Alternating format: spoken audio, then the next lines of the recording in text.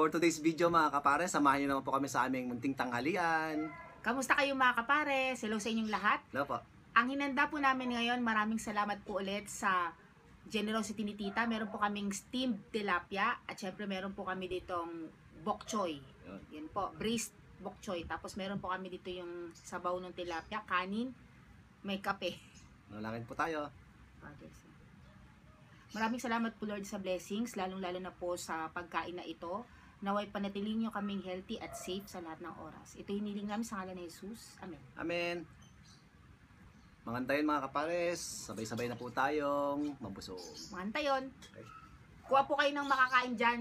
Sabayan nyo po kami. Sinabayan na namin ng coffee. Kakaiba yung kopi. Siyempre magkakamino lang tayo. Yan. Ay, may sili-sili pa. Laki nito eh, malaking tilapia to eh. Daan-daan lang baby loves sa tinik. Baka matinik ka na naman. Walang subo.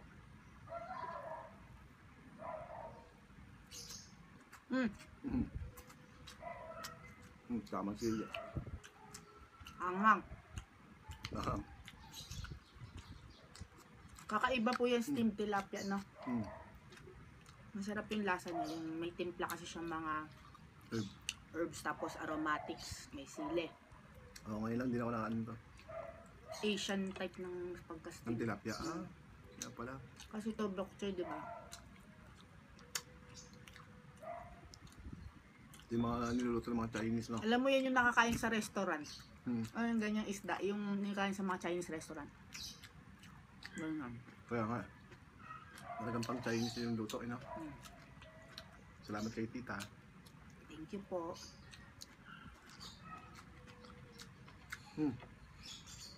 Sarap din yung ano niya. Lasa. Mayroon siyang ano, authentic na ano. Parang Chinese nga, di ba? Iba yung ano na. Tayo kasi adobo lang yun. Kaya nga, di ba? Yung kinakain ng iba sa restaurant. Hindi mo na kailan tikman kasi pag kumain ka, alam ng lasa. Luluto niya. Yan si Baby Loves pag nasa labas kami. Baby Loves, di ba yun yung niluluto sa inyo? Hindi mo na siya kailan tikman. Kaya nga. Sarap.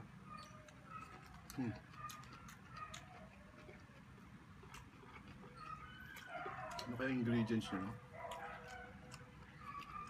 Yung ano niya, parang ano lang din. Yung kumatas din yung ano na, yung katas na ng Hindi, meron siyang nilagay. may luya yan. Luya, bawang, lubuya. Ay, wala yung sibuyas. Tapos ito, parang ano siya, kimchi. Tapos mayroon siyang ano, parang ang timpla niya parang may patis. Na may ano. Yung sili, nandiyan na. Napakain ako ng sili. Ano siya maanghang? Yung kutsara mo na sana.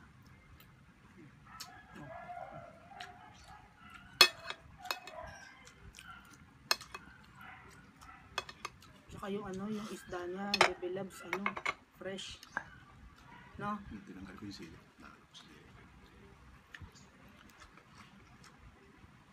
Ang bok choy pala is ano yan, Chinese cabbage sa ano. Bagay hindi naman Chinese cabbage, may ibang klase pa ng ano, pechay pala. Hindi pala cabbage, sorry. Iba pala yung tsura ng bok choy. Kapamilya to ng pechay. Bok choy yan eh. Nga, pero sa Asian, ano mo, sa Pinoy, hindi masyadong kilala yan sa mga Chinese cuisine. Bok choy. Sa ano to nag-originate Sa atin kasi pechay yan eh. Ha? Pechay dito yun. Dito. Pechay. Kaya sabi oh. Lemongrass, tanglad. Kaya pala. Pinitpit ni tita. Kasi nandito yung lasa niyan eh. Asian ano yan luto. Nakalimutan ko yung ano yung pangalan pero pinagawa na rin yung sa akin. Pinik ha. Sarap. Yung sabaw niya. Kasi kakatas yan eh. Yung sabaw niya masarap. Hindi malansa. No? Pagluto niyan, yung ano lang, para ka nagluluto lang din ng mga steamed fish. Pero ito kasi may timpla. Sarap eh. Kaya ang mga ano, ang mga Asian, healthy ang pagkain, no? Mm. Mga Asian na mga bansa.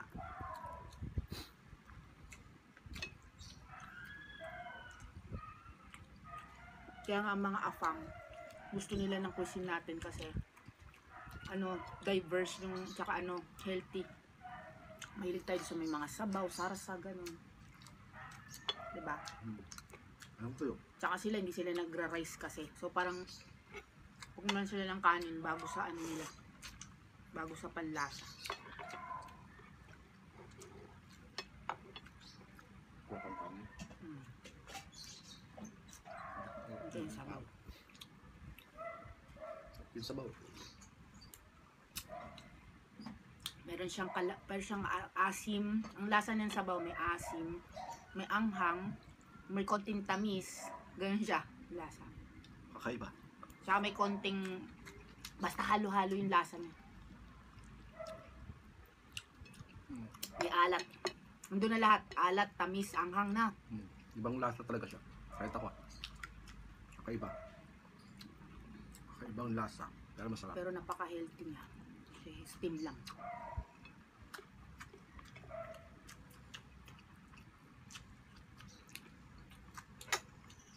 Yung sabaw niya. Ganun yung sabaw niya na. Maasim. Ayun Medyo na, may ayun. maasim eh. May maasim, matamis, diba? Tapos maanghang. Halo-halo. Nandun lahat yung lasa. Pero hindi siya matapang kasi maano mo eh. Mahihigop mo yung sabaw niya eh. Hindi siya yung ano. Kasi ang niyan, parang tintimplahan na mismo yung lahat. Tapos 'di ba, pag habang ini-steam mo, babagsak na lang yung niya, yung timpla niya, yung pinaka parang niya doon sa sabaw. Pwede mo talaga siya mahigop.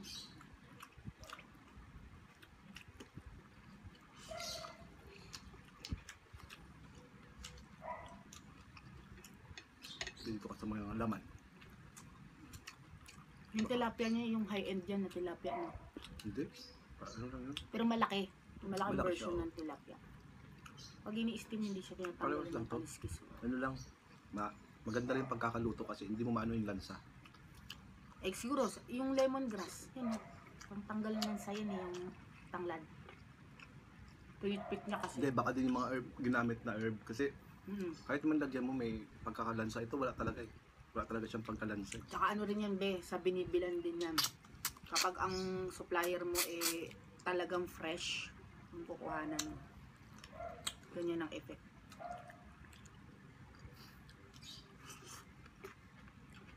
Quality ba?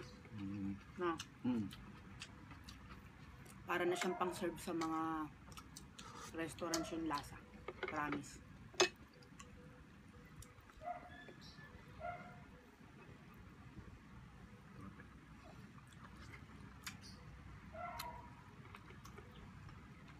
Tsaka healthy. Mahaba na ba? Pwede na. Pwede na. Hindi na. Ubusin na natin. Ubusin natin kanin. Tapos may sabi agad eh. Dati eng-eng ako eh. Nagluto ako. Yung kinuha kong tanglad, yung pinaka nandun sa dulo. Hindi tong puno Ibig sabihin, dun hindi ka sa... nag-research. Tapos pinagalitan na ako kasi hindi daw yun kinakain, makapatay daw yun. Yung pinaka nasa dulo nitong mga matitigas. Dapat, hindi ka sigurado, nag-research ka muna. Hindi nga, kasi yung bago pa lang ako noon, hindi ko alam. Kaya nga, pagka ganun nga, hindi mo alam. Sabi ng instructor ko, wala daw yung lasa doon. Nandito daw sa pinaka parang dulo. Yung pinaka-stock niya. Pupit-pitin mo para lumabas yung lasa.